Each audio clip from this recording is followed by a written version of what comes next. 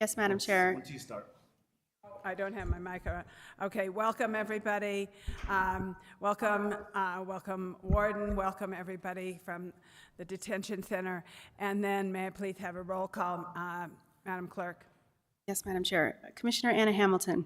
Here. Commissioner Hank Hughes. Here. Commissioner Justin Green. Here. Commissioner Camila Bustamante. Here. Chair Anna Hansen. Present. Next, we'll go to approval of the agenda. Manager Schaefer, is there any changes from the agenda? No, Madam Chair. What is the pleasure of the board? You move to approve the agenda? I'll second. Okay, I have a motion by Commissioner Hamilton and a second by Commissioner Green. All those in favor, please say aye. Aye.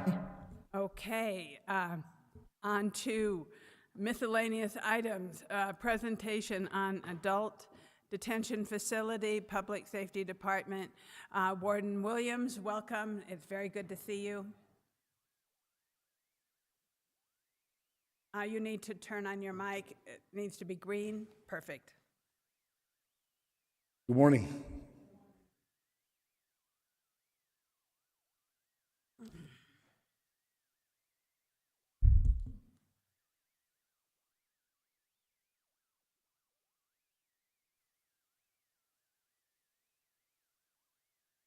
Okay, so thank you for having us this morning. I brought some of my staff. I'll start the presentation, and then I'll move to some of my staff, have them identify themselves, and they'll go over some slides that are relevant to their departments. So first is the outline. This just basically talks about what you're going to be presented with in this PowerPoint presentation. Personnel data, the population of the adult detention facility, medical support data, mental health and behavioral health data, programs for inmates, juvenile detention, and overall security operations. So starting off with security staff, this just kind of outlines how many full-time employees that we have, how many are filled, how many vacancies, and then the overall vacancy rate. You can see from looking at this, our detention officers remains about 44% vacancies. This really came into effect with COVID, is when we saw a lot of reduction in applications coming through. We're starting to, we have rapid hire events through Human Resources they support us with on Tuesdays. That's slowly starting to get a little better, but we're still trying to enhance our recruiting efforts there. Medical, and this is just all the other staff within the adult detention facility. And from looking at this, you know, we can just go straight to the nurses, medical staff, our RNs, our registered nurses, and our LPNs. They continue to have we're at a 50 and 60% vacancy. The saving grace in that is that we have 3 contracted companies who provide nurses when we have shortages. So when we have shortages there, that's where the agency nurses step in and they fill shifts for Ashley, and I'll have her kind of touch on that when she comes up here in a few minutes. Case managers, we currently have we have 6 vacancies out of 7, so we're dealing with a lot of competition from the Department of Corrections right now, and that's kind of been a tough area to fill. But I think we just hired someone this week, so that's another area that we're lacking in, or we're having a hard time fill. Population data. So this chart just indicates our intakes and releases. So you can see on the bottom, we average about 4,790 intakes a year. And out of that, and then we get about 4,819 releases a year. So there's just a lot of movement coming in and out of that facility. And the chart just kind of shows that it changes. It's an influx throughout the year. There's no real pattern to it. It's just depending on sometimes holidays and things of that nature will come into effect, but for the most part, you can see there the same amount of intakes we have just a little bit more releases, which keeps our population pretty stable. When you look at this, which is our daily average population, And you can see back in 21, we had a peak of about 416, and today we're about 275. We drop down to about 250 sometimes. I don't expect us to go back up over probably 300 anytime in the near future. That 416 peak went in 21, that was when we were still housing U.S. Marshals. When COVID hit and we lost some of our staff, and we had a hard time getting staff back, I made the decision with the support of the county manager's office to go ahead and remove our U.S. Marshal population and focus just primarily on our Santa Fe County residents.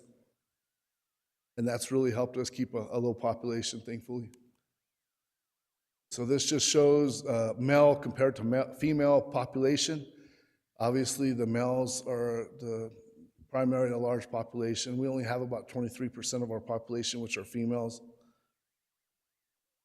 Length of stay for the first quarter, so you can see a large part of that's 0 to 2 days, 46%. So what that shows is a lot of people, thankfully with our magistrate courts, they're daily looking at our housing rosters, and they're making sure that they're very timely and punctual with getting arraignments done. So a large percent of people that come in, they get booked, they're getting released by the time they get to arraignment.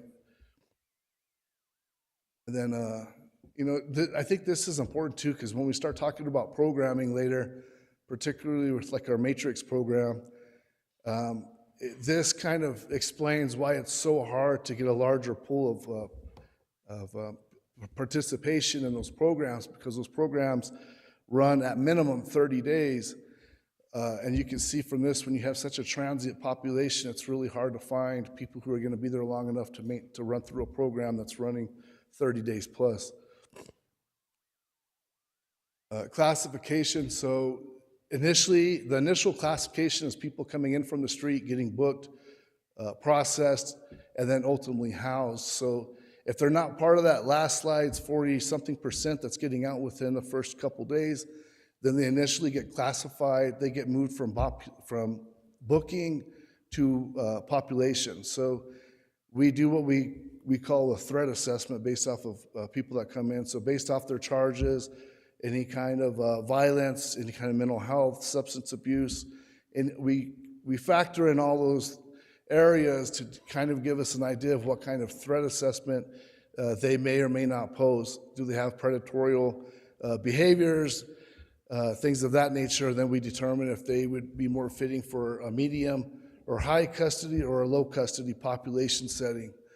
And then in the red, you see it's a very small percentage there, but those are people who have predatory behaviors or mental health behaviors to a point where they cannot function in a congregate setting, either because we're afraid they're going to harm someone else or they're going to be victimized themselves.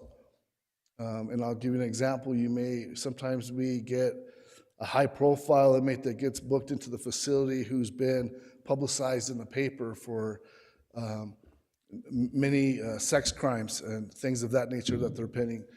A lot of times, inmates in the back, they're watching the news, they're reading the paper. So if we feel that there's a high publicity about someone who has crimes that are non-popular and could pose risk to them, then that may be an individual that we would put into our special housing or restrictive housing long enough to keep them safe and determine what's best for them as far as future residency goes. Hearings, this just really shows the different partners in the judicial community that we work with and have hearings with. Obviously, District Court, Rio Arriba, we just signed a memorandum of understanding with them. The City of Santa Fe, Magistrate, and then, of course, the City of Espanola. And you can see the total there in one quarter, January through March, almost 2,000 hearings have been conducted, and it really shows how busy the staff are trying to keep these guys going. And then transports to hearings, District Court, and then we have Santa Fe Magistrate. The Sheriff's Office helps us with some of the other transports we have. And yeah, we have a total of 214 there in a quarterly basis for transports. Warden, can I ask you a question at the moment? Yes, ma'am. Thank you. So are we, when we have, since we have eliminated the U.S. Marshal, does that mean that we're not taking any federal prisoners, meaning we're not taking any tribal members from our county? That's correct. We're not taking anyone other than who we're required by statute to take at this point. And so Commissioner Green and I met with Sanai yesterday, and they are very concerned about this because they are part of our county, and it's a burden on them at the moment to not be for us not to be housing tribal members.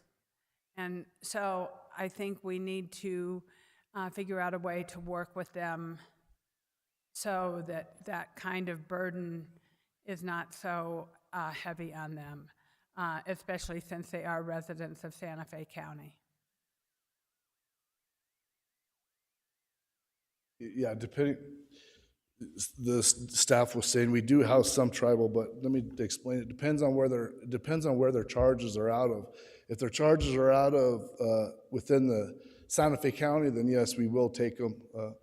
But we haven't been taking other tribal members. And the reason I stopped that was because of our staffing, especially in security, had dropped so low.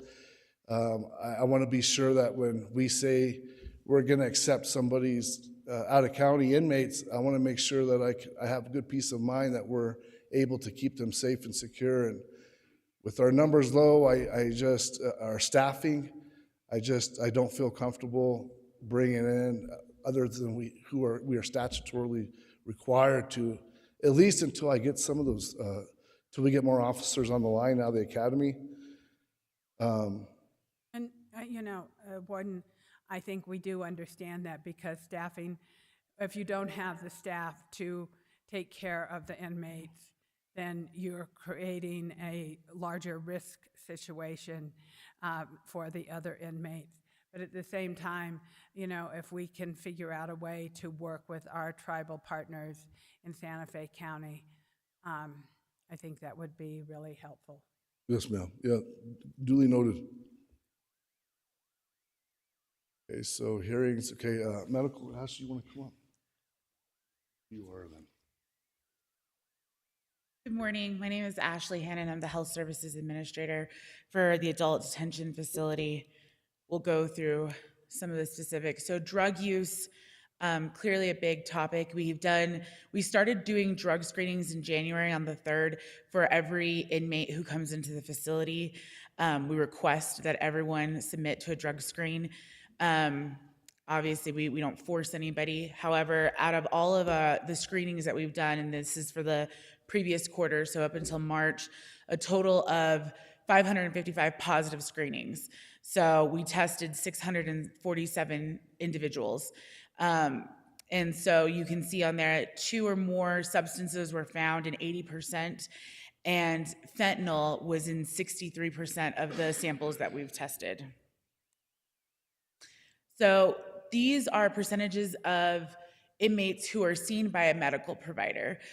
So you can see, and this is like for the last 5 months, just to give you a bit of a broader range. You can see that out of the daily population in February of 280 people, just in that month alone, 212 inmates were seen.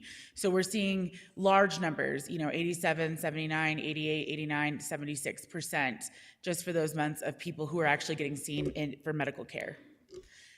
This is another illustration for 5 months showing you sick calls and physician calls. Physician calls are going to refer to your chronic issues, individuals who have, hypertension or Hep C, diabetes, some sort of chronic issue or ongoing medical treatment. A sick call is going to refer to when an inmate initiates a request for medical services based off of some sort of issue that they may be currently experiencing. So either way, they're being seen by medical care. And this is specifically the physician calls. So you can see in some cases, like in January, we have 320 times that there were inmates being seen just in that month for various issues. These are our emergency room transports. So you can see there in blue, it illustrates the number of transports that month to the emergency room. This is going to be once they're in our custody and we have initiated a need for emergency care or a higher level of care than what we can provide inside the facility.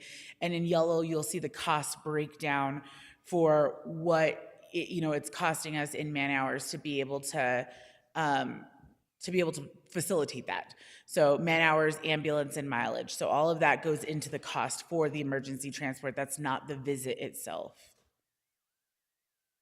Non-emergent consults, these are going to be off-site consults for any sort of medical care that is needed outside of the facility, where somebody may need to see an orthopedist, they may need to see a GYN, an OB, whatever the case may be. These are all the amount of non-emergent consults that were scheduled during that time. And then this is going to be internal emergency responses. So this is any time that a code is called for an emergency. We utilize a Code Blue system for any medical emergency. It doesn't necessarily denote what most people think of a Code Blue, where somebody's heart is stopped. We're talking about any medical emergency throughout the facility that we would have to respond to. And here's where you'll see those numbers. In yellow for February and March, and this is recent that we started accounting for very specifically how many incidences where Narcan was used in that code situation. So you can see in February, there was 6 incidences where Narcan needed to be used, and in March, 5.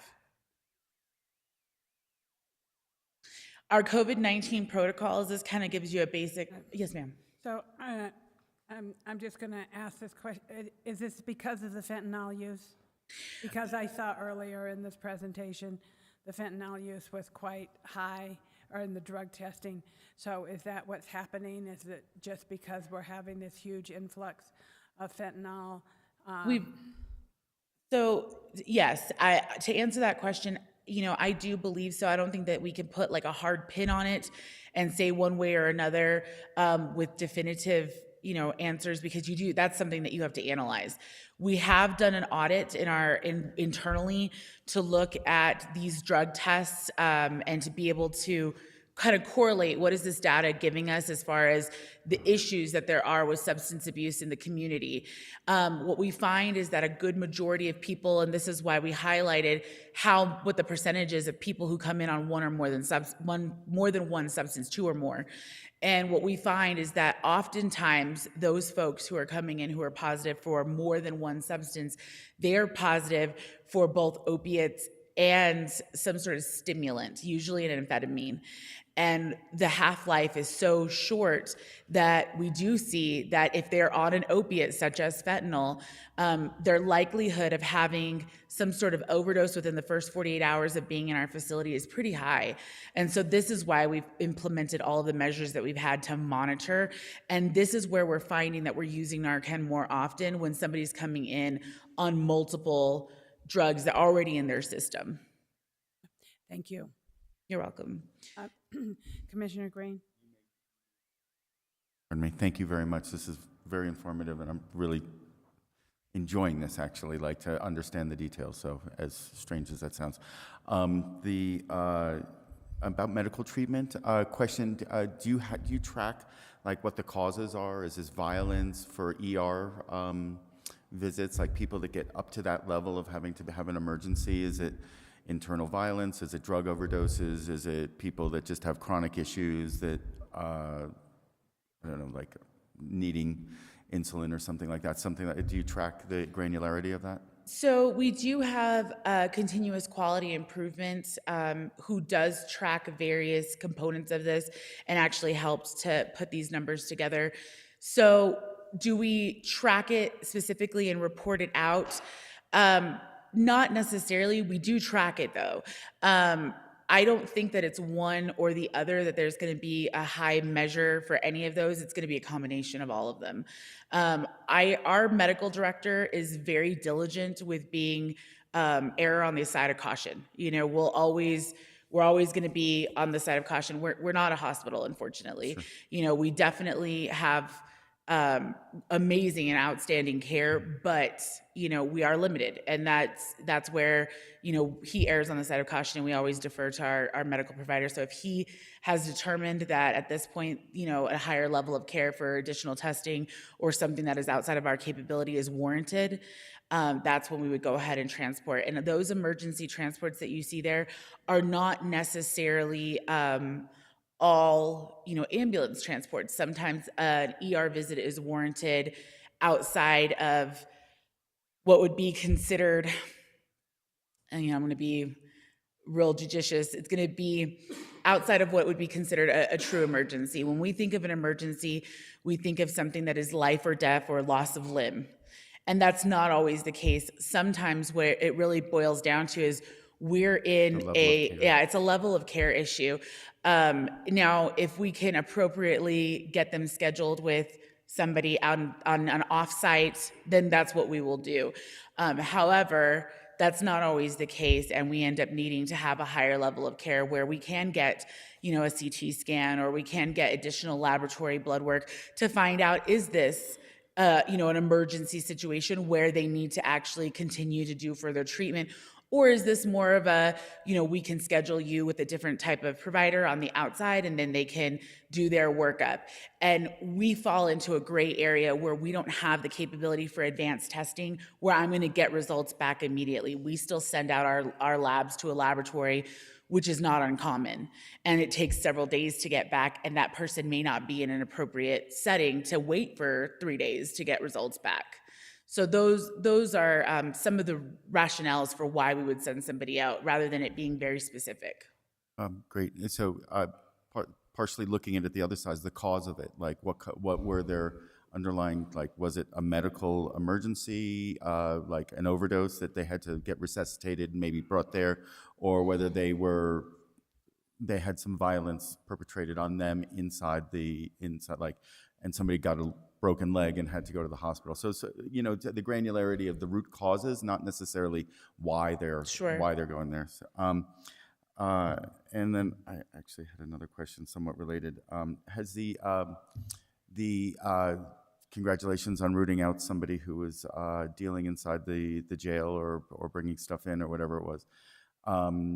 Have you noticed a decrease? Has that stemmed the tide a little bit? Are you seeing anything in lower supply?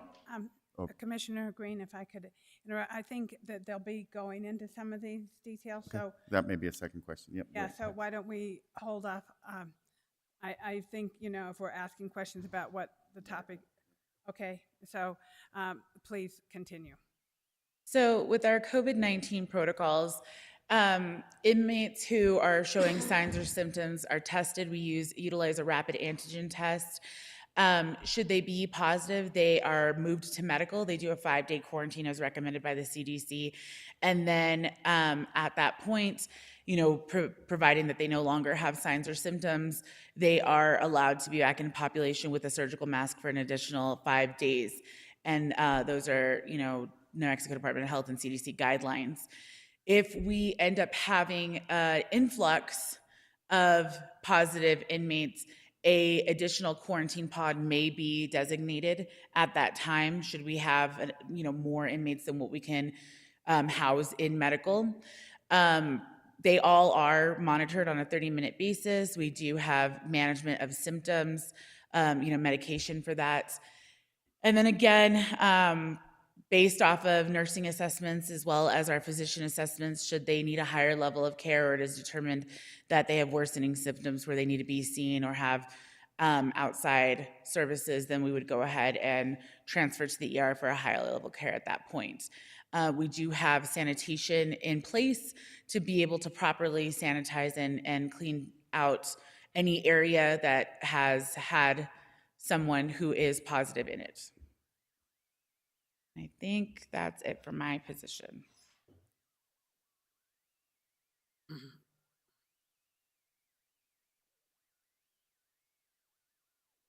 Commissioners. Mark Boshelli, Behavioral Health Manager. Rebecca Granger, our psychiatric prescriber. Yeah, I know you can do yourself. Yeah, thank you. Thank you, Madam Chair, Commissioners. Good morning and welcome. Thank you for welcoming us. I appreciate it. I'm the Behavioral Health Manager, which that basically means mental health plus substance abuse combined becomes behavioral health. Currently, we have a number of duties that we do to help out our psychiatric prescriber. We have a cohort of 5 clinicians, 6 including myself. One of the reasons why we are not really facing the workforce development issues is that over the last 5 years, we've run a robust internship through 3 different universities. As a result, we've been able to attract these employees. Plus, by the commissioners looking at the salaries and upping the salaries, we've been able to staff up our positions. As a result, we do all these type of duties, such as mental health intake assessments. You can see our numbers. We have a kiosk system, so everyone writes down in their pods about issues. Our clinicians are staffed at each one of the units, including medical. We go visit them. We do rounds on a daily basis. We make the psych referrals to our prescriber. The person has to really meet that threshold that they're no longer on substances, and we're seeing psychiatric issues that really warrant the use of our prescriber to see them. You see our numbers, they're escalating up. One of the big duties that we do takes place on a weekly basis is restrictive housing assessments. This is where we have a behavioral health clinician involved in when someone's brought out from the restrictive housing. We want to measure their mental status to see if there's any increase of suicidal ideation or any type of psychotic processes.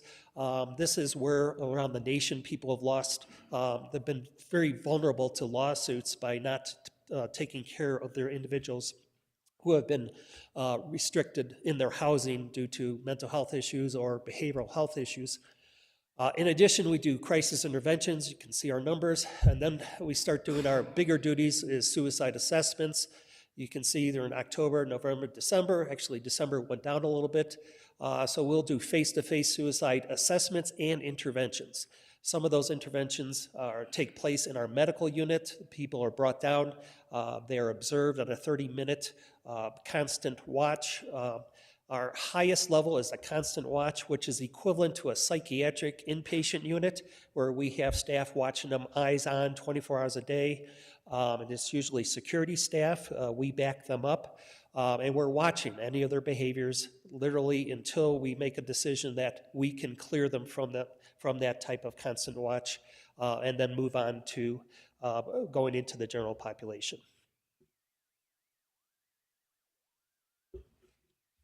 Again, my name is Rebecca Otero Granger. I'm a psychiatric nurse practitioner, and I've been at Santa Fe County now for about 4 years. These are our numbers in regards to our sick calls, and our sick calls are generated from routine care, continuity of care, from intake medications that are resumed upon intake, as well as any custody staff, admin referrals, administrative referrals from public concerns,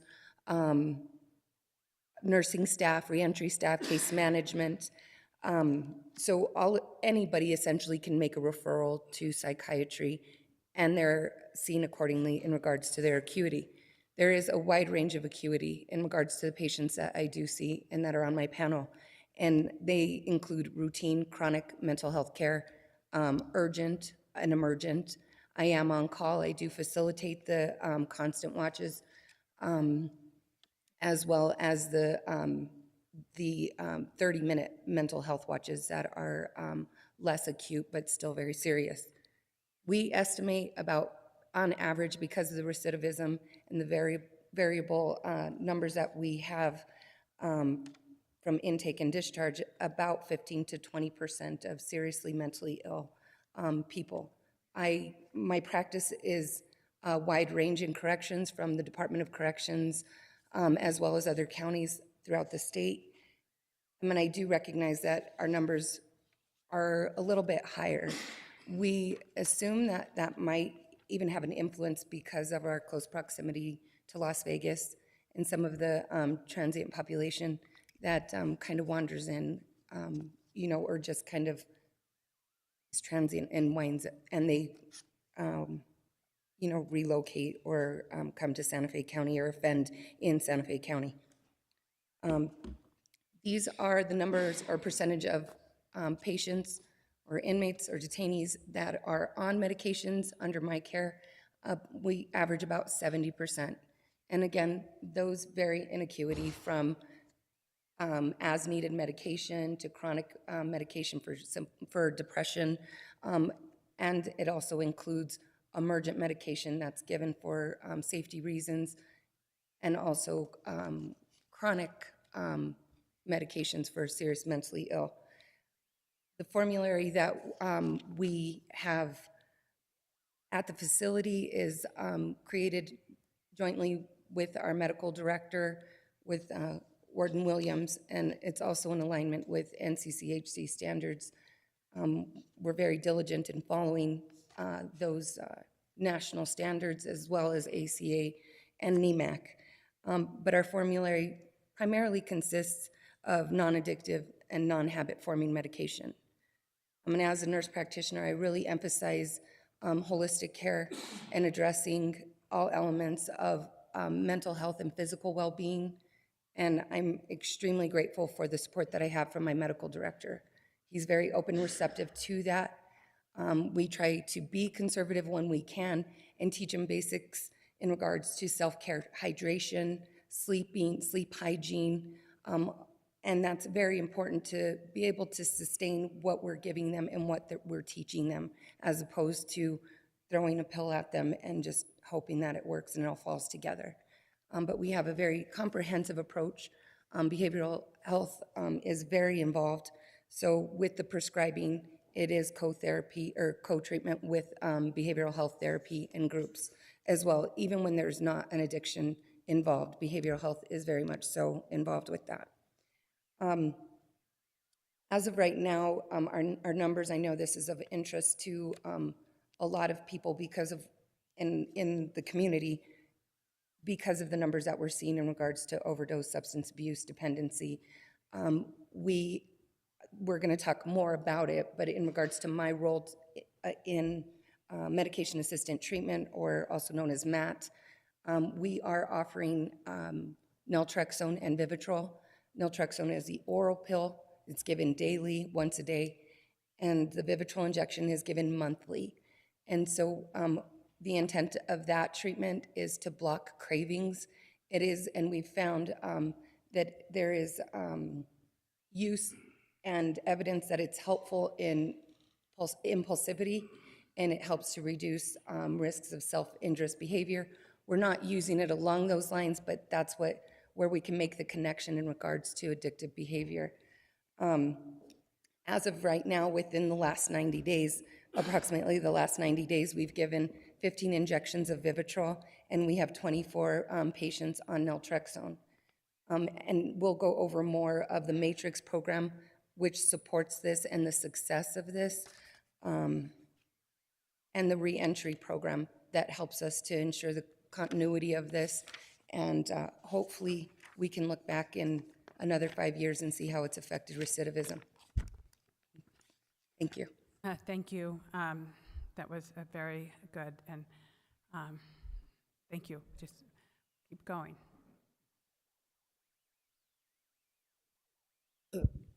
So hopefully you saw the newspaper article of a graduation class of the Matrix that occurred on Tuesday. The warden did invite the press in at that time. It's kind of a risky endeavor to do that because we never know what our patients will actually say. And we don't screen. They are able to say whatever they want. And it actually has turned out quite well. The Matrix program is how we're trying to address the fentanyl issue, methamphetamine issue. If you notice, we have a very large substance abuse psychiatric center called the detention facility. So the Matrix model provides a framework for engaging substance abuse abusers in treatment. and helping them to achieve abstinence. So this is a voluntary program. We do not force anybody in. A judge, quite frankly, cannot order anybody into them. Their lawyers can't order them in. They have to choose to do that. And please remember, with the revolving door of the amount of clients coming in, and really the length of stay is around 12 days. So we have to pick through that length of stay of 12 days, figure out who can be here for 30 days. So some get extended times. And then we focus on those individuals in a group setting, security, administration, behavioral health, psychiatry. We all talk together and say, okay, this person's chosen. Usually we have a cohort of around 90 individuals attempting to get into the program. Out of that, we usually pick a cohort of around 12 individuals. So patients learn about their issues critical to addiction and relapse and receive direction and support from a trained therapist. Once again, we have a cadre of 5 therapists plus 1 clinical intern, and they become familiar with the self-help programs of 12 steps. Patients are monitored for drug use through urine testing. We do an initial urine test. We do a midterm urine test. We do a graduation urine test. So they have to stay sober during this process. The therapist functions simultaneously as a teacher and a coach. They're fostering a positive, encouraging relationship with the patients and using that relationship to reinforce positive behavioral change. So this is not a confrontational approach. This is not like TV where you see some of those intervention types of style. We actually use a very different style. We use a positive approach. The interaction between the therapist and the patient is authentic and direct, but we're not going to confront them. Therapists are trained to conduct treatment sessions in a way that promotes the patient's self-esteem, dignity, and self-worth. Remember, these individuals are in jail. They are wearing outfits. They get told when to eat. We use that setting to help foster growth and actually get them to change. We use a motivational interviewing type of style. The positive relationship between the patient and therapist is critical to the patient retention, staying in the class. Treatment materials draw heavily on other tested treatment approaches. This is an evidence-based approach called the Matrix, which includes elements of relapse prevention, group therapies, drug education, and self-help participation. Detailed treatment manuals, called the Matrix in a secured setting, contain worksheets for individual sessions. Other components include educational groups, early recovery skills groups, relapse prevention groups, combined sessions, urine tests, 12-step programs, relapse analysis. In other words, what's going to screw you up when you get out? So we poke holes in their plans, and so they purposely have to come up with a more robust way that they're going to stay in recovery. Additional new skills are modeled and practiced, including mindfulness and distress tolerance from DBT, dialectical behavioral therapy. So we actually, believe it or not, we teach yoga skills, we teach mindfulness skills, we teach refusal skills, all these things so that when they go back out into the community, they actually have a skill set with them. This is a robust program, 30 days, 2 sessions a day. Most of the graduates will say they've never gone through a program like this. But once again, it's a controlled setting. We can control what comes into that setting. We isolate them from the other members of the detention facility. So we started this basically in 2018. Gives you an idea. We just had another graduation class, but so really we've had 12 rounds of the Matrix gone on. As of this reading, 106 inmates started the program, 66 inmates of the males, 62% they graduate the program. It's not that they were unsuccessful. A lot of people get pulled back into getting released, going into other substance abuse programs. That's the attrition rate. That's what happens. But as of note, 3 graduates, or only 4.5%, have reoffended from our data from 2018. Now, think of this in comparison to what non-treated individuals have going into detention facilities and going back into recidivism. In the state of New Mexico, it's around 58%. Nationally, it's around 85%. So we have some statistical anomaly going on here. The females, we've done 5 rounds of the Matrix program for females. 45 inmates have started the program. 31 inmates, 69% have graduated the program. And even for the females, 2 graduates, or 6.5%, have reoffended. Once again, the statistics are the same for recidivism for both males and females. So we have something going on here. It takes a lot of work, takes a lot of dedication, a lot of frustration on our part. Also, basically, it's a fun program to run. This is one of the reasons why we're able to retain our behavioral health staff. Thank you. I want to see if there's any questions about this particular program, especially since, we have 2 new commissioners. This program was initiated under Commissioner Hamilton and my watch in 2018, and I don't believe Commissioner Hughes was here in that. No. But, I think it is really great to see the success rate that you have achieved. And I want to recognize the warden for leading this effort, because he fought for this. And, we, the ones of us who were on the commission at that time, we said, okay, let's try this, because it's a different approach, but it is something that is happening in California. And so I wanted to give the commissioners, the new commissioners on the board, opportunity to ask a few questions about the Matrix program, okay, at this time. So, Commissioner Bustamante. Madam Chair, thank you so much. I don't really have questions. I just can't keep myself from wanting to thank you so much for your good work. I hear commitment. I love to see, and I'll thank my colleagues who made sure that this was happening, but this is the best news I've heard in a long time. And to see the numbers and the low percentage of recidivism matters a lot. It's like, why am I even saying that out loud? I'm so grateful, and that's really what I want to say. So thank you very much for your commitment and your good work. Sincerely. Commissioner Green? Great, thank you. I really appreciated that, and it's amazing what you guys are doing. Similar feeling, great job seeing the forethought back in those days. It's good to see the output of the jail system resulting in positive behaviors in the right direction. Have you gone back and looked at the 5 recidivists and figured out what could have been avoided? Not to try to get bat 1,000, but I mean.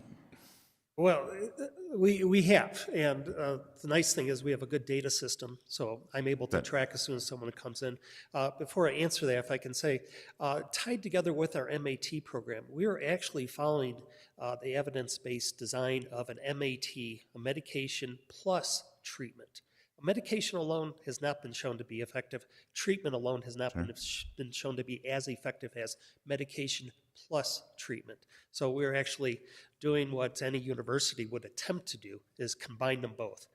Regarding the individuals who have recidivized, it's usually 3 days afterwards they have overdosed. Fentanyl is so prevalent in all the substances.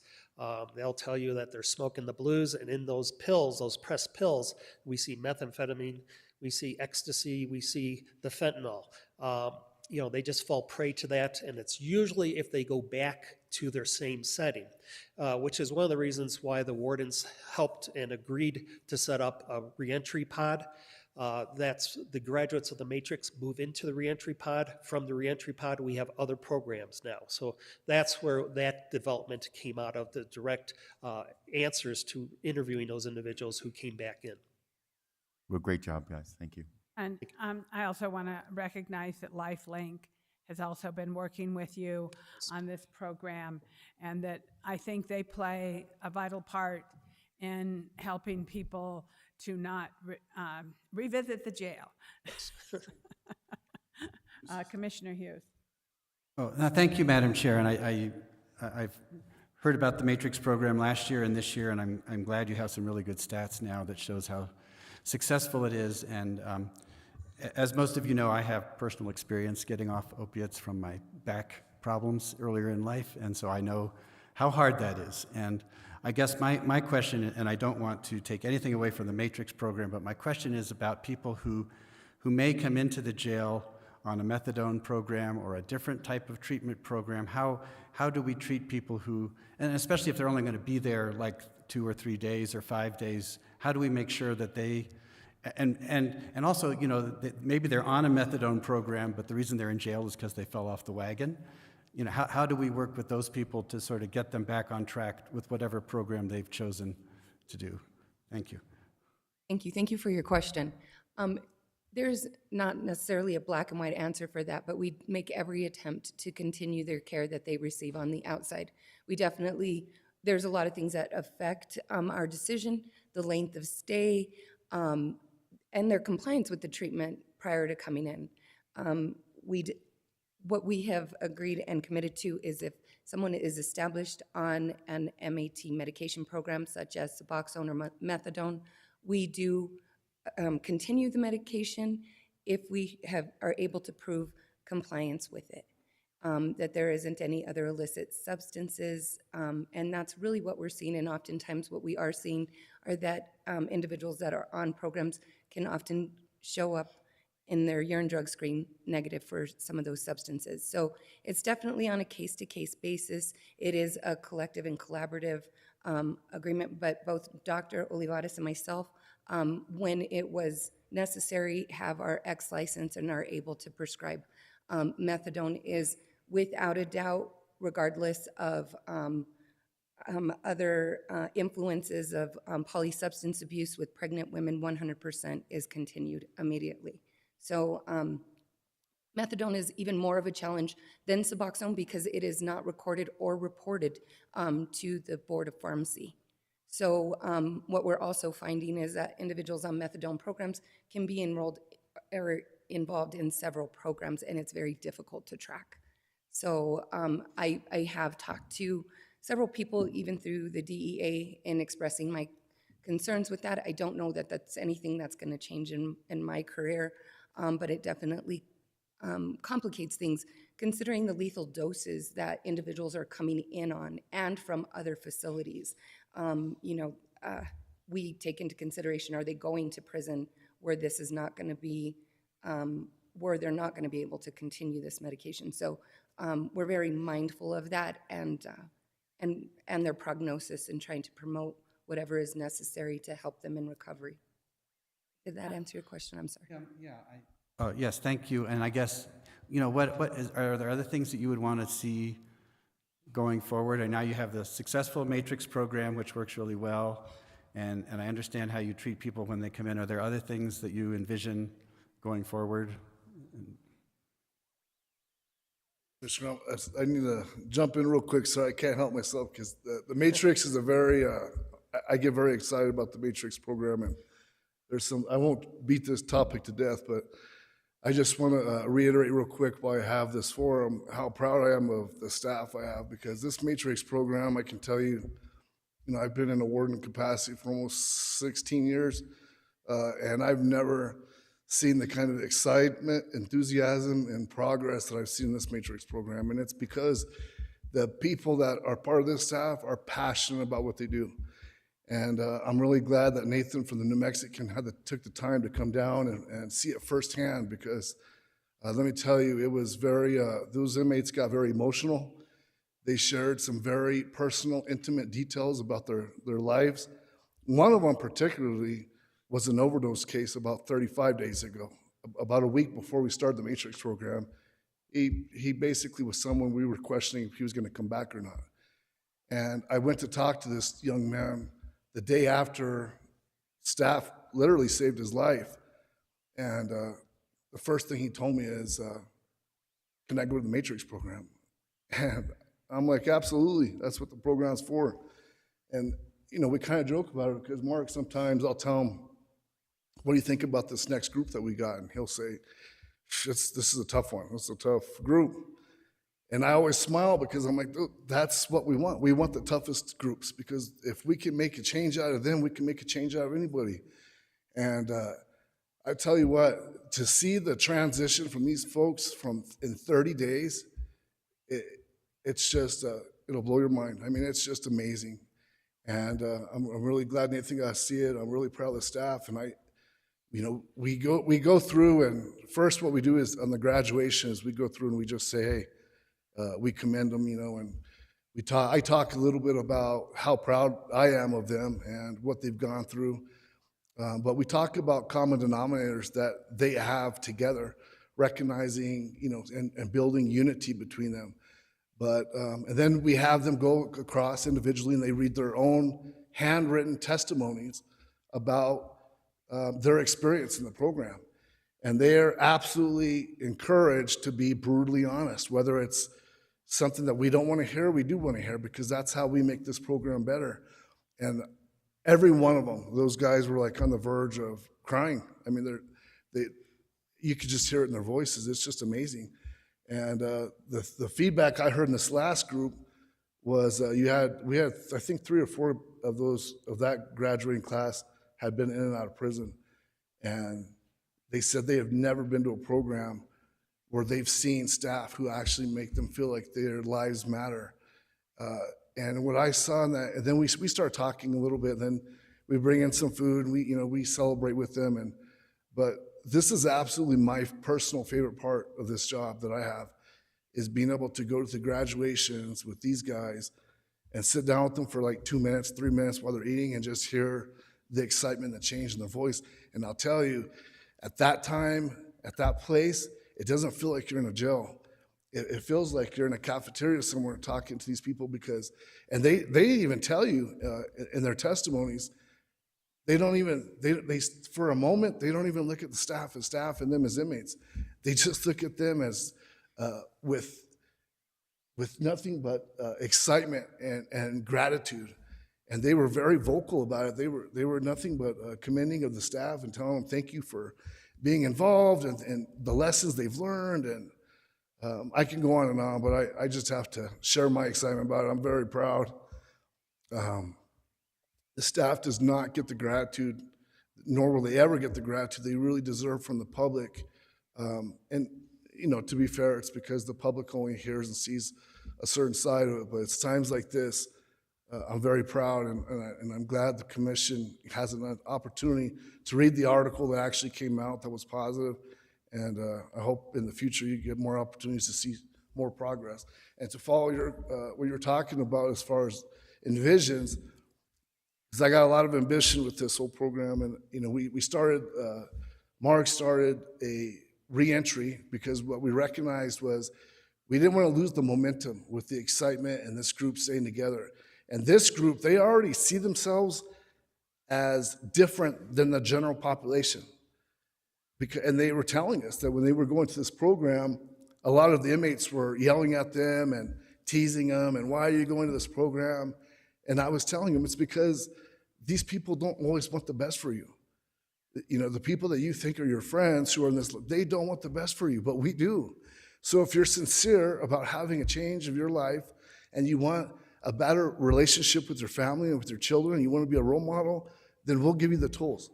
But your heart's got to be in it. And they recognize that, and they want to. And the brotherhood that these men come together in that 30 days is very impressive. But they vocalized that they want to continue progressing, and we don't want to lose all the efforts we put into them. So the next chapter is they go into what we're calling like a phase 2, which is a reentry cycle to the matrix, and we encompass all the regular therapy, some counseling, but we're also throwing in some life skills and some other courses like that to help them along the way. And the goal is to keep that going. But my big goal down the road at some point is to get some of these, and we already have some of these graduates who are voluntarily wanting to stay behind and be mentors to new inmates coming into the program, which I thought was a pretty neat testimony. But the bigger plan is to get some of these guys that when they get released from custody, to where we can get them to go to a juvenile facilities like in Bernalillo County, and they can start these programs similar to like what Delancey Street does, to where now you have someone who's a recovering addict, who's been in and out of the system, jail and prison, who they didn't think they had any chance of recovery, And now not only are they maintaining sobriety and are they showing mentorship, but they're feeling empowered because they're getting to go to a younger group of people who maybe have some relation to them, and they're able to teach them and maybe gain some of their attention and get some success with the juvenile side. Because it's my belief, just being in the penal system my entire life, is that, we're always, we wait sometimes until it's too late, not too late, but it's much more difficult when they're, a man's 30, 40 years old and he's been living this entire life. And now all of a sudden we're trying to get him to recognize changes that produce a more healthy lifestyle for him. But the juveniles I really personally feel like there's a misconnection. And anyway, Commissioner, that's where my hopes are at down the future, is that we can get this moved on to the juvenile facility, and we can get ex-addicts and ex-inmates to be a part of that program. Thank you, Warden. I'm going to move on forward because we're a little behind. But thank you very much for all of that. I just want to share that yesterday I was at the inaugural of Hector Balderas, and one of the things that Hector said was, what made a difference in my life was that one of my coaches cared about what happened to me. And I think it's the same thing here, is the ability to have somebody show that they care about you makes a difference in in a person's life. So please come forward, Melissa. And good morning, Madam Chair and Commissioners. My name is Melissa Oberg. I'm the program manager. Aaron Garcia with Reentry.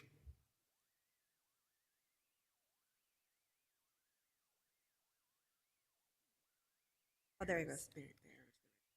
Thank you. Again, my name is Melissa Oberg. I'm the program manager. Did we go one too far? Or are you on wait. the... Okay. Our programs department offers a variety of programs to allow inmates to make self-improvements. We have Narcotics Anonymous, Alcohol Anonymous, parenting classes, religious studies, substance abuse therapy, food handler course. These work in conjunctions with reentry to aid inmates in the return to the community and efforts to reduce recidivism. And all these programs we do offer on a weekly basis to our inmate population. Here's a chart of those people who attend these courses. And all these work in conjunction with reentry to aid inmates in the return to the community and efforts to reduce recidivism. For reentry, what we do is we collaborate with community programs. We work with social worker with the courts and also magistrate and district. Some of the programs, as you see, is OI Recovery Program, which is an inpatient program, 30 up to 90-day inpatient for treatment of substance abuse and addiction. Santa Fe Recovery offers, again, the same thing for inpatient, 30 to 90 days, and also sober living up to 12 months. They also work with the MAP program, which they continue the Vivitrol treatments from jail to outside in the community. LifeLink, as Madam Chair stated, is very vital to our program because they work very closely with us to ensure that inmates are getting basic necessity needs such as identification, Social Security cards, transportation, and emergency housing. Four Winds, again, is another treatment program that offers inpatient and outpatient treatment. And of course, the Santa Fe County LEAD program to assist with the diversion and assistance in case management.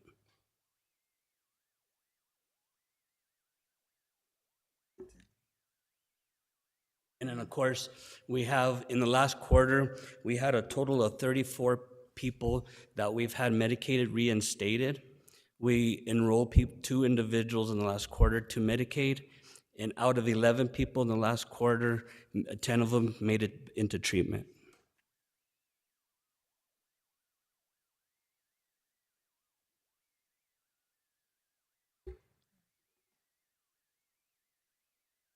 Thank you, Madam Chair and Commissioners. Thank you very, very much, Aaron and Melissa.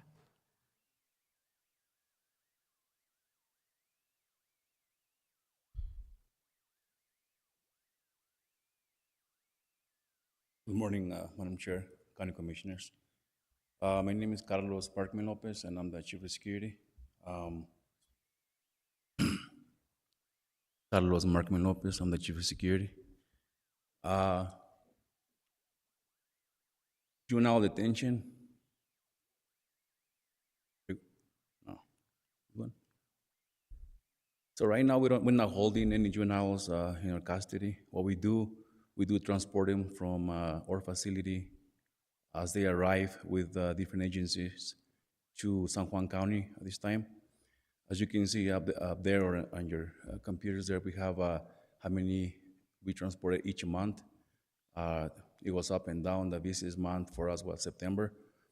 What made this difficult for us and is how long we had to transport these juveniles. If they arrest somebody in the middle of the night, 1 o'clock in the morning, we had to provide 2 security staff to go and transport them for 7 hours. 3.5 went to San Juan County and 3 back. Right now, we also, that is not showing here, we transport these juveniles to, if they're going to court, we have to go pick them up and bring them to court all the way to Santa Fe. Or sometimes there might be a juvenile detained in another facility in Las Cruces or far away that we had to go pick up and deal with that. We also transport them back at times for release and deliver them to either juvenile probation or their parents. Besides these transports, it's only juvenile. We do other type of transports that I don't have up there, but we do basically a transport for medical appointments. We probably have between 5 to 10 a week. We do have court transports. We have transportation to any type of programs or shelters or anything like that. Any questions about juvenile transports? I don't see any. Thank you. Secure operations, I'm not going to take that long with my presentation, but I have this up here is the contraband. Up there you can see contraband found by month from last month, October, all the way to February of this year. 6, 7, 7, 3, 7, a total of 30. These are major contrabands, and I'll show you a picture of how they look. Assaults, this is basically inmate against inmate or against a staff member. We have right now in the month of November, the little star up there, it shows that we have 1 inmate on staff. And then 2 inmates on staff assaults. That's in February, and we have 18 assaults during that time. Disciplinary cases by month, total of 308. They can go from minor offenses to major offenses. In-house disciplinary process. No questions? Madam Chair, I have a question. Yes, Commissioner Bustamante. So the assaults, am I understanding that there were 12 incidences of 1 inmate of staff assault? So there's 12 incidences in November? Is that what that means? Or was there 1? I'm not able to tell. 12 assaults, 1 against staff. Okay, so then with the 2 inmate on staff assaults, there were 18 incidences in February. 18 incidents, correct. Thank you.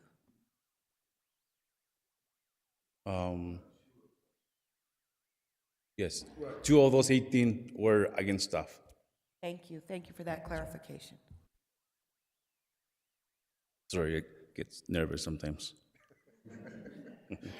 It's all right. We're happy that you're here, so thank you for being here, and You're welcome. welcome. And I can explain more if you have any questions. I know that you guys are doing a tour of the facility. Yes, So we will be going we'll to be the happy to. facility shortly. I don't know, the warden. Yeah, I'll jump in here. Thank you, Major. So, for the past 5 years, we've had security threat intelligence unit, STIU. That encompassed an STIU coordinator, and then we had two K-9 handlers who were also STIU officers, and their primary purpose was to function on drug interdiction, drug operations, whether it has to do with staff, compromised staff, or inmates. And right here, this is just a blueprint estimated in-house value of seized contraband. So in 2021, approximately $400,000 worth of narcotics were recovered from that STIU team. And then 2022, 184,000. And the reason you see such a change is obviously the population shifted in there.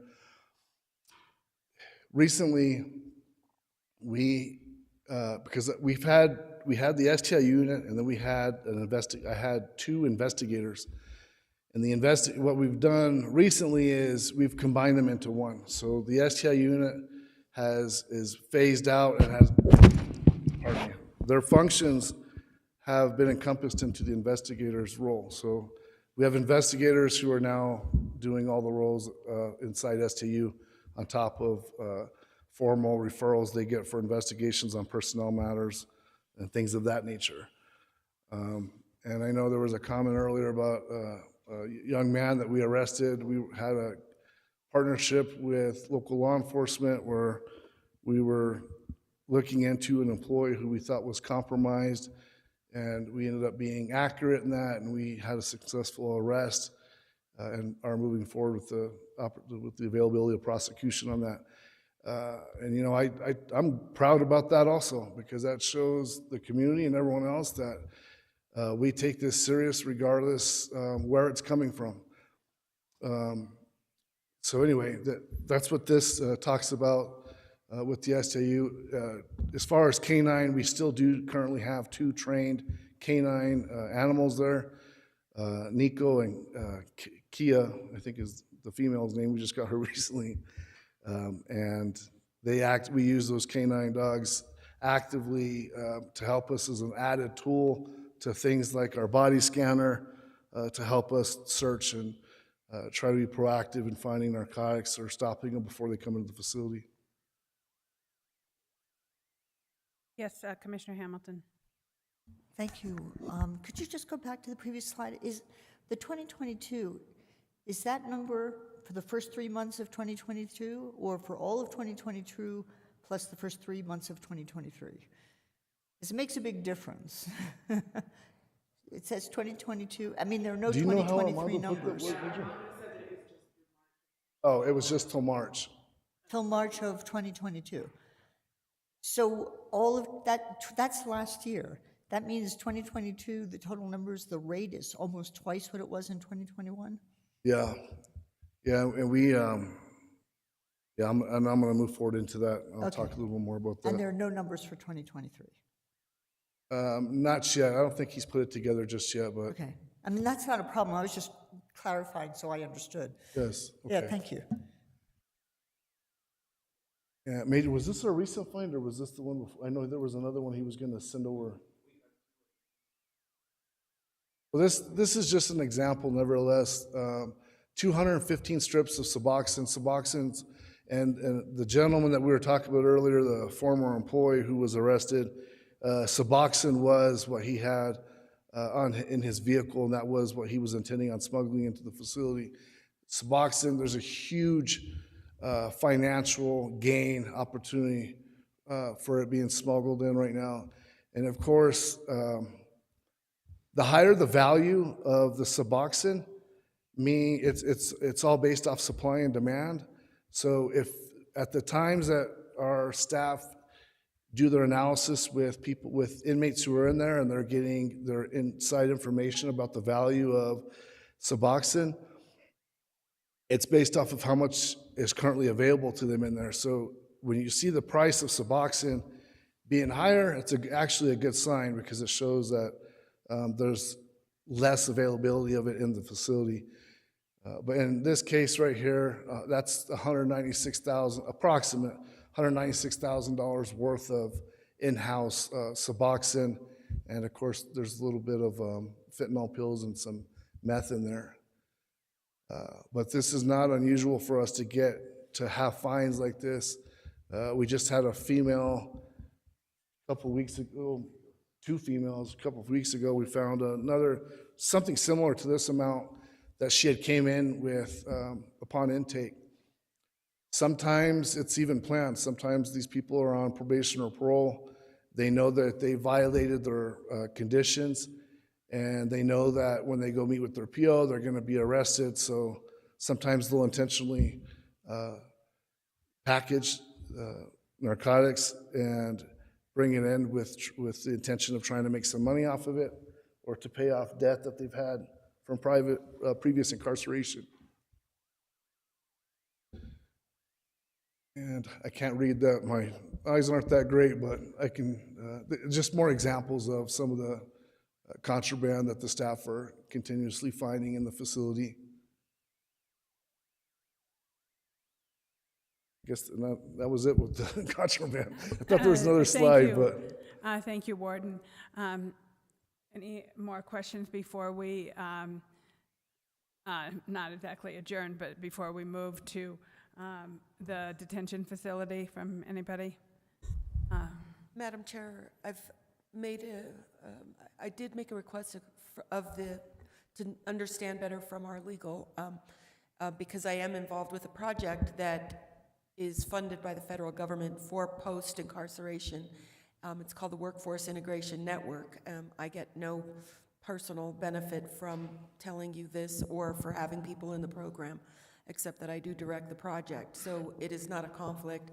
Understanding that these are resources for people who are going into reentry and lining them up with all the wraparound services and jobs to move forward. There were over 500 applicants nationwide and 32 were awarded. So we have that asset, and I look forward to having the navigators who are hired for this program work directly with your staff to help people who are successfully coming out and moving on into workforce positions. So thank you for the opportunity to share this.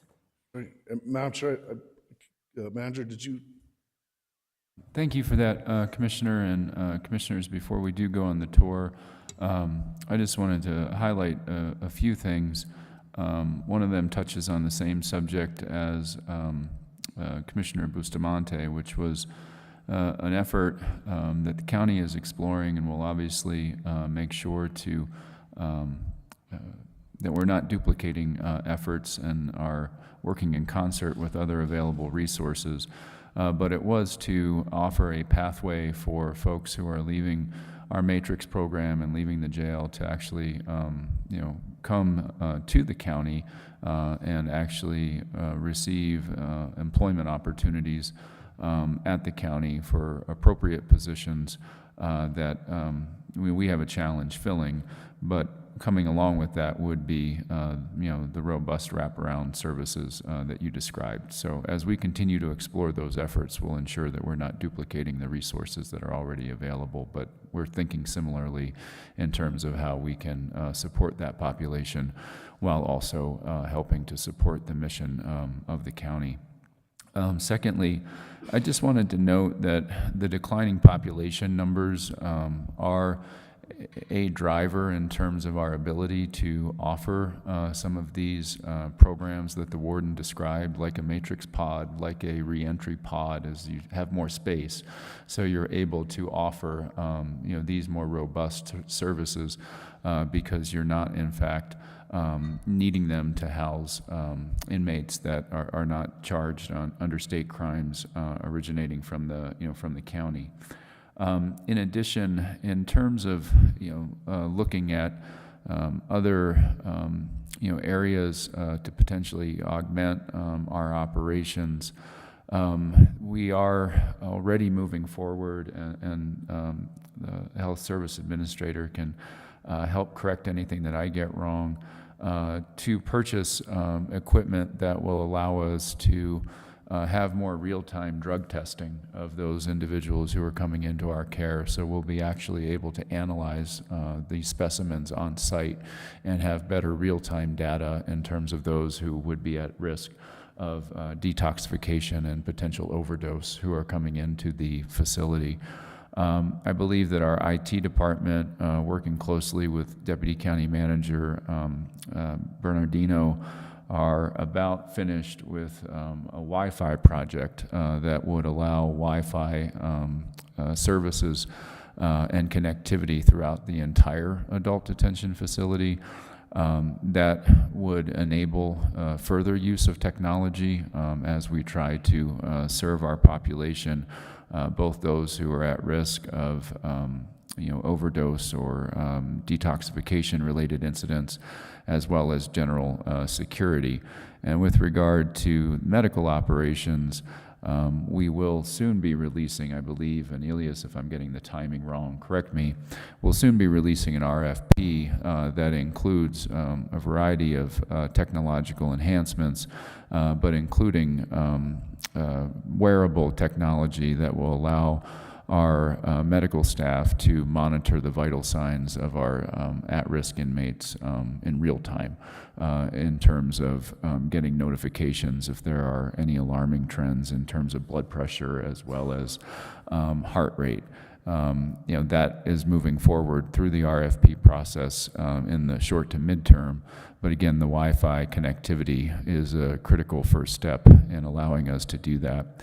And then the last thing that I would note, again, relative to the population levels, is lower population levels do allow us to also explore ways in which we might have more detoxification-related services, which again would be primarily targeting those who are with us for a short period of time, whereas the warden said the Matrix program are really for those who are in our custody for extended periods of time, at least in excess of 30 days. So before we broke, I did want to add those things for your information and consideration, and I would again defer to the warden, to the Deputy County Manager and our Health Services Administrator if I butchered any of the details.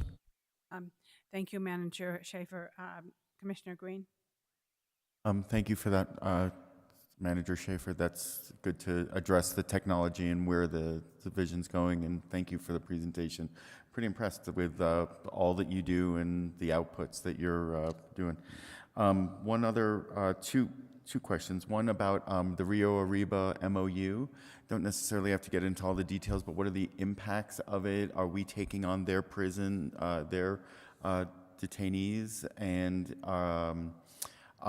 is that the long and short of it? And then second question has to do with the electronic monitoring program that you guys have, and seeing some sort of statistics on how many people you have on released monitoring and in whatever level of care you consider that in that program.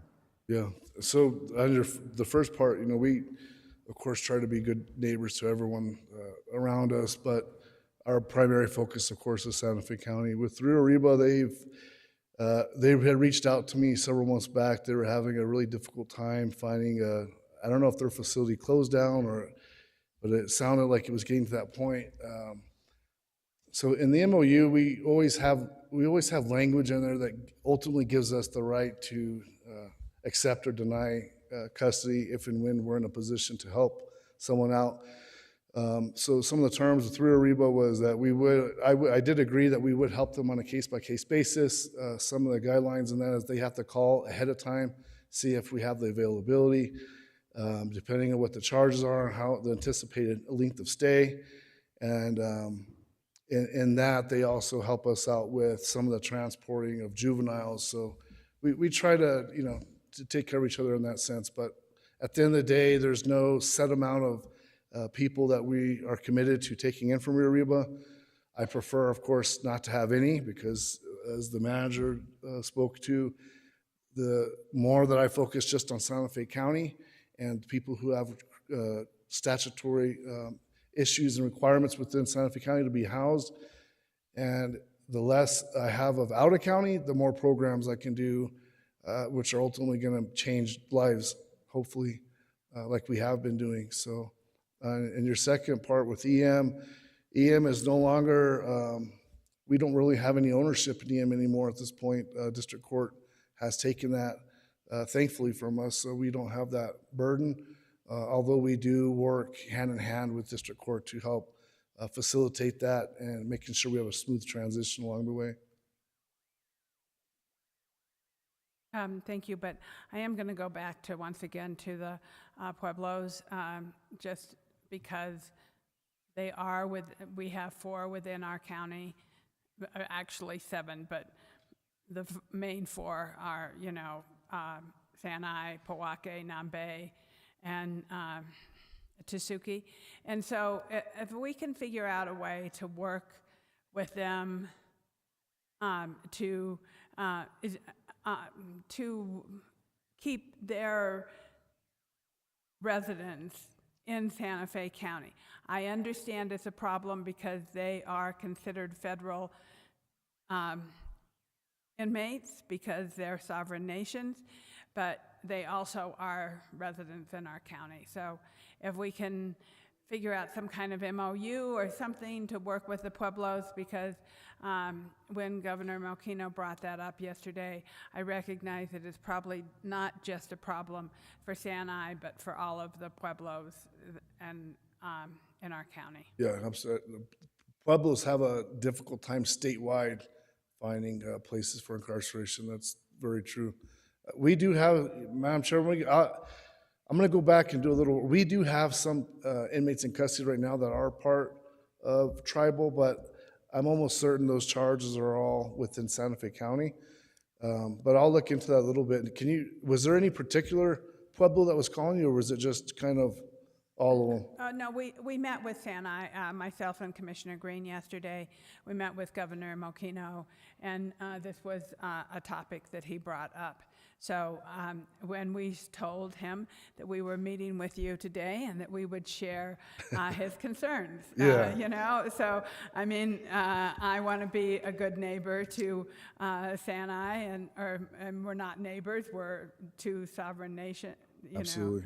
And be respectful of his request so that we can try and work with them, but I recognize we are limited in certain regards. Yes, ma'am. Because they are federal inmates when some charges happen. Commissioner Green. Yeah, and thank you for bringing that up. And if there's a way to do like sort of an assessment to ask, we're meeting with Tasuki Pueblo on Monday. I'll put the same question to them if they have that burden as well.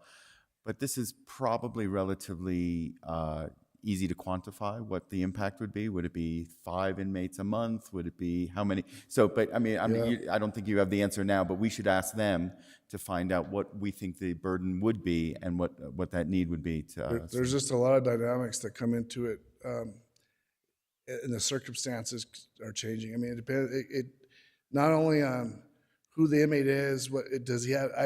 Normally, I look like, and I'll just give you an example. When we were continuously housing for U.S. Marshals, I required that the U.S. Marshals send me some type of data about the inmates that we were going to get in custody, because I needed to know, do they have gang ties? Do they have drug debt? We had one individual who had connections to a cartel in Juarez. Those are pretty important factors for me to identify and look into before I accept custody.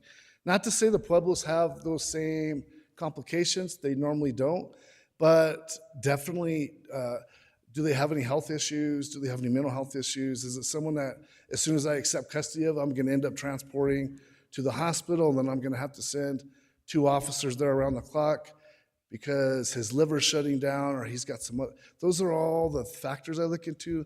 But more importantly, Commissioner, and I'm very prideful, and I take a lot of commitment. And when I say that we're going to accept custody of someone, I want them to be able to know that that person's going to be safe. And if I can't fully say that because I don't have my staffing up to par to where I feel that comfort level, then I have a hard time accepting them. So I do want to help out, and I definitely will look into seeing when we can bring some of those back in a more consistent manner. But yeah, right now that's kind of where we're at, and I hope the commission understands it's definitely our intent to help out when we can.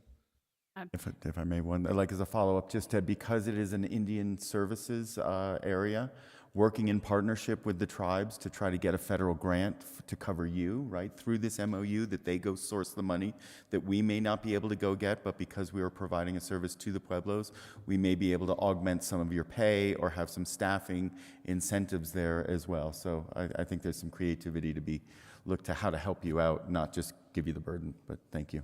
Thank you. And I do want to say that respectfully, I recognize your limits on staffing, and that is a really valid point, that, you know, staffing is an issue in all correction facilities, not just Santa Fe County, and so it's not unique to us, and I recognize that in this particular consideration. So thank you very much. And with that, there is a motion for us to adjourn and then go to the adult detention facility, and then so can I have a motion to that regard, Commissioner Hamilton? Yes, I would move to adjourn so that we can, this meeting, so that we can go to the detention facility. And I'll second it. All those in favor, please say aye. Aye. Okay, we are adjourned, and we will be transported to the facility and back.